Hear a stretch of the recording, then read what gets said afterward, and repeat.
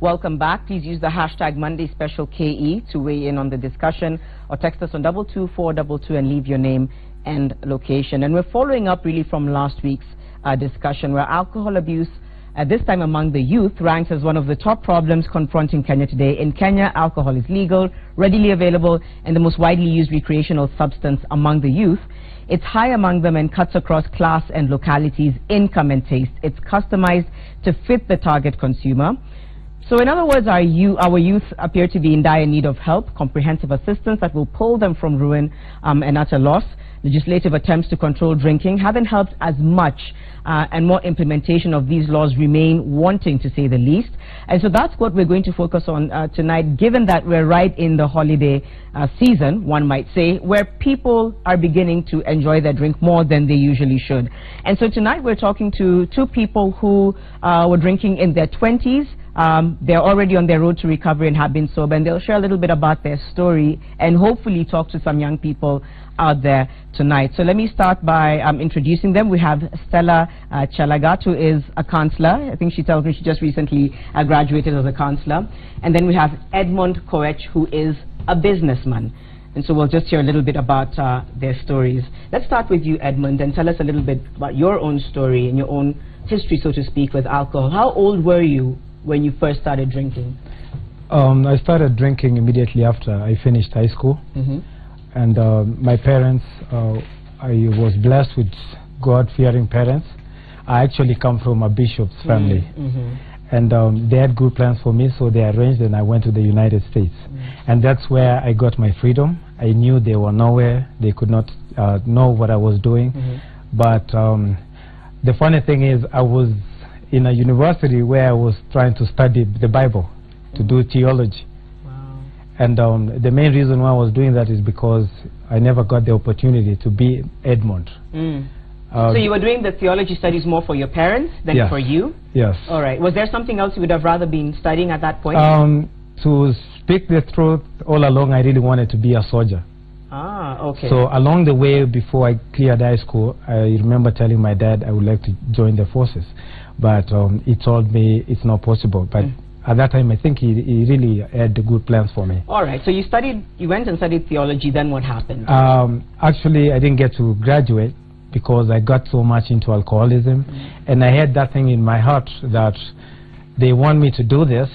But and I wanted to do it. Okay. I actually remember I tried to join the forces while I was back in the States by trying to lie to them that I had a green card. But after that, I came back home because of the stress. I had become a problem. I have my siblings there. I'm the only one currently in Kenya. All my family is there. So I had to come back home, and because of that stress, I even got deeper into alcohol.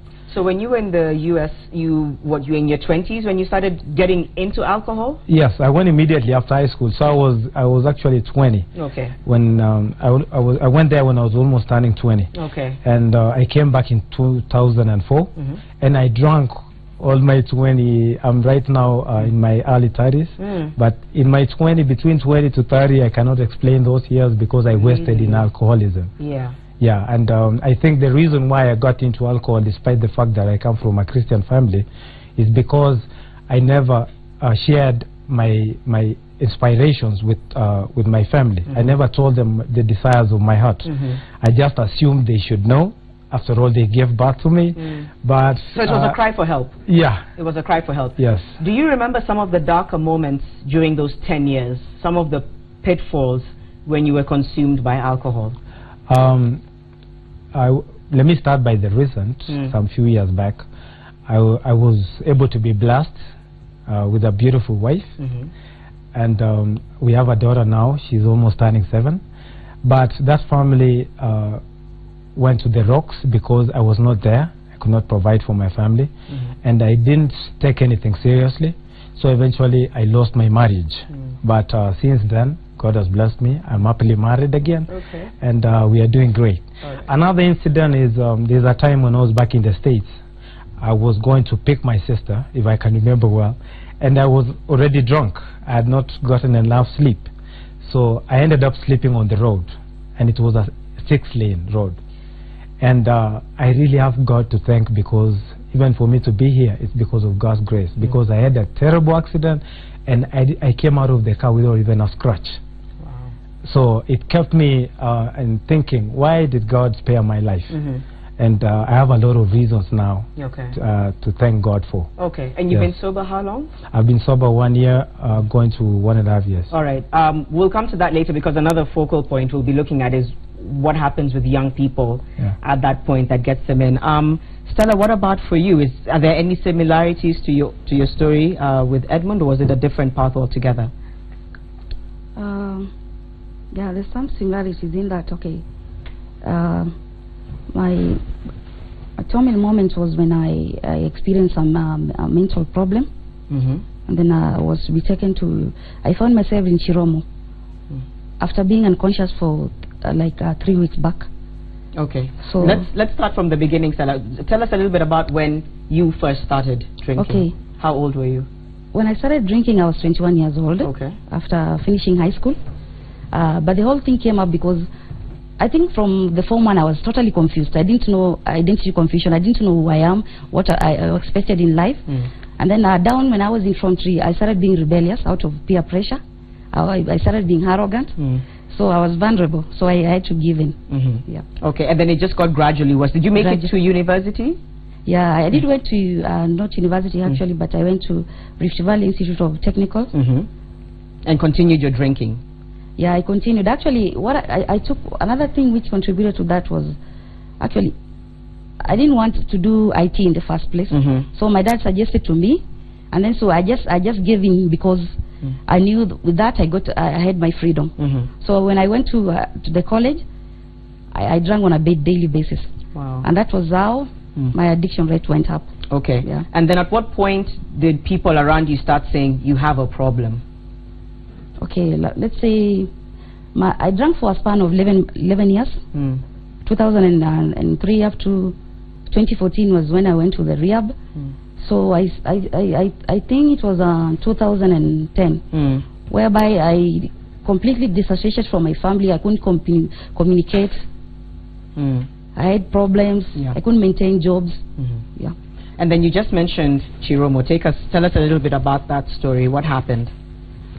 Okay, when I remember I started being addicted because I started as misuse, and then it went to abuse, and then it reached whereby I dedicated most of my time and effort to getting the alcohol. My tolerance went up, and then there was a change in my sleeping patterns, eating disorders. I couldn't sleep. Yeah. So I started hallucinating. I didn't know I was finally to end up being found in Chiromo. Okay. Yep. And you said you'd been unconscious. When they found you, you were unconscious. Yep. So you woke up and you didn't even really know what happened. Yeah. Was that the beginning of a wake-up call? Were you like, wow, I really have a problem? Yeah. When did you accept I need help? Was it in 2010 or 2014? Or when did you... After finding myself in Chiromo, that was in 2014. Okay. Yep. So you accept. All right. So you've been sober ever since. So the two of you have said something similar in terms of pressure, stress. You didn't want to do IT, you didn't want to do theology. It's very similar, I think, to what a lot of young people go through. Maybe they say they want to study, they want to be a musician, and the parent wants them to be a doctor. Or is that something that you may have observed in the young people that you've interacted with? Is there a common, something common that drives young people to begin drinking heavily? Let me start with you. From your observation, because I'm sure you've interacted with a few young people. I would start by saying something that probably most parents wouldn't want to hear. Okay. But the plain truth is most of the parents, they want their kids to be what they have in their heads. Like if a parent, for instance, wants the son to be a teacher, they would do everything possible to make sure that that child goes towards that direction. And that's the first mistake they do as a family. Yeah. So they are making their children to go and seek refuge elsewhere. So they'll just be sitting there, and when they are home, they are trying to please their parents. But when they are out, they are being themselves, according to them. Okay. So they will be having two people living double lives. They are excited that my son, for instance, me, is doing theology. Yeah. And deep inside, when I go out, my heart wants to be a soldier. Okay. So that's where the problem begins. Right. And they also need to have some time for their children. I wouldn't blame my parents because of the busy schedule that they had, but it got to a point I didn't have anybody to talk to. And our life was so fast. You are from high school to the States. You know, you're back. Your dad is all over the place because he's a leader of the church. So you end up getting wrong friends and wrong people and wrong ideas. In your case, Stella, is there a reason why you didn't just tell him, I don't want to do IT? Was it fear or was it something else? Yeah, it was fear because it depends on the parenting style. And also the thing of communication. There's a communication barrier. You find it's difficult for the the kid maybe to expose to you some things, and then also I think the relationship. And maybe there's a young person who's watching and they are struggling. They feel like they're living a lie. How would you now that you're 2 years sober, you're going to go into counseling, how would you advise them to start to explain to their parents that this is not the line they want to take? How would you advise them to do that? I'll advise them to, if they have anything, maybe it's nice to share. And if not necessarily the parents, they can involve the specialist, maybe a psychologist, to intervene in between. Is there a problem with youth and psychologists? Do you feel like not a lot of young people seek counseling and help? And how can we get them to understand that it's okay to access psychologists and counselors so that they can begin to heal? Maybe I think by raising awareness of counseling amongst us. Because it's not really there as such. And still on young people, before we go into solutions, peer pressure, how much of a role does that play in terms of driving the problem of alcohol abuse in young people? Well, it does play a big role. I remember with myself, I used to have people telling me, oh, it doesn't matter. It's not a bad thing to have a drink, even though you come from a bishop's family.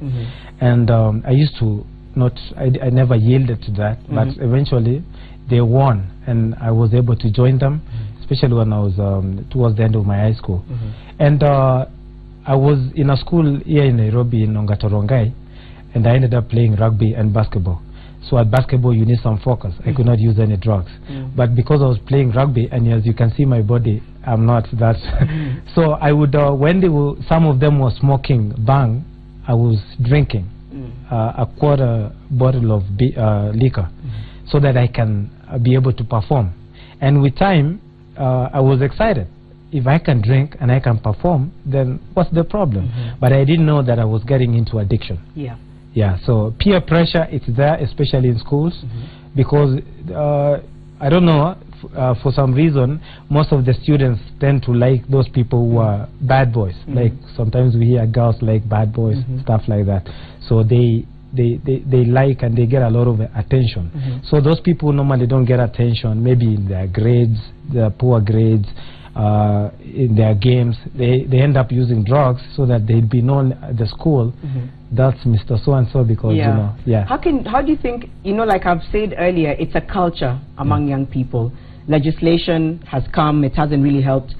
Do you think there's any way we can begin to change the narrative and reverse the culture of obsession over alcohol in young people? Do you think it can be done, and how do you think, as a young person who was there, how do you think it can be done for young people to actually realize this can completely ruin your life? I think the journey for that change to pull through is exactly what you are doing right now, sharing openly without fearing that I'll be laughed at and all that. So that's the first thing. The second thing is, like Stella said, it's awareness. For instance, with me, I'm glad and I'm grateful to my family, and especially my parents and my dad, because of my addiction, I had put him in a very complex situation. He could not stand there and preach about alcoholism because he had a son in the house. And I thank them because they are happy that I'm sharing. Because as I'm talking to you right now, there are families who have taken their kids to the rehab and they don't want them to share. you see, that's not a way of solving the problem. It's actually worsening it, because you are telling that child it's okay even in case you relapse. Okay. So I think awareness is a major thing, and also sharing. Okay. Yes. Do you do you want to add on to that? Yeah, I think also, apart from raising the awareness of counseling, also I think raising the awareness of also the consequences of the substance abuse damage. Like the accident, the brain damage, like the one I underwent. Yeah. But now, in terms of health, you're okay. Yeah, I'm okay. You're okay. Have you reconnected with your family? Yep, I'm living with my family. You are. Yeah. So there was also the element of forgiveness, because I think a lot of people also feel like I wouldn't be accepted again. Yeah. So if I can add on that, another thing that makes the youth get deeper into addiction is because sometimes they end up doing great harm to the family. To an extent, they think they can never come back.